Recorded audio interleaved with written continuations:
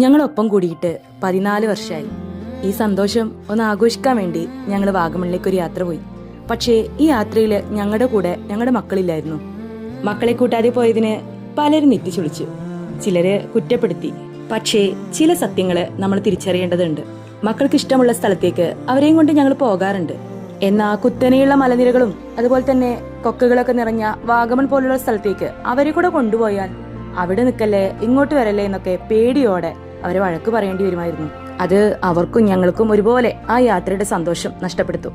യാത്രകള് കാഴ്ചകൾ മാത്രമല്ല, പലപ്പോഴും മക്കളുടെ കാര്യങ്ങൾക്കും വീട്ടു തിരക്കുകൾക്കും ഇടയിൽ നമ്മളെ തന്നെ മറന്നു പോകാറുണ്ട്. വർഷത്തിൽ ഒരിക്കലെങ്കിലും ഇത്തരം യാത്രകൾ നടത്തുന്നത് അത്യാവശ്യമാണെന്നാണ് എന്റെ ഒരു അഭിപ്രായം. കാരണം പരസ്പരം കേൾക്കാൻ, മക്കളുടെ ബഹളങ്ങളില്ലാതെ, ഉത്തരവാദിത്തങ്ങളുടെ സമ്മർദ്ദങ്ങളില്ലാതെ പങ്കാളിയോട് മനസ്സ് തുറന്ന് സംസാരിക്കാൻ വേണ്ടി ഇത്തരം യാത്രകൾ അത്യാവശ്യമാണ്.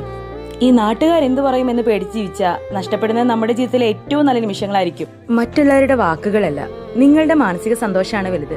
അതുകൊണ്ട് മക്കളെ സ്നേഹിക്കുന്നതിനോടൊപ്പം തന്നെ നിങ്ങളെയും സ്നേഹിക്കുക. ഇടയ്ക്കൊക്കെ ആ കൈകൾ ചേർത്ത് പിടിച്ച് തനിച്ച് യാത്രകൾ പോവുക. ആ പഴയ പ്രണയകാലത്തിലേക്ക് ഒന്ന് തിരിച്ചു നടക്കുക.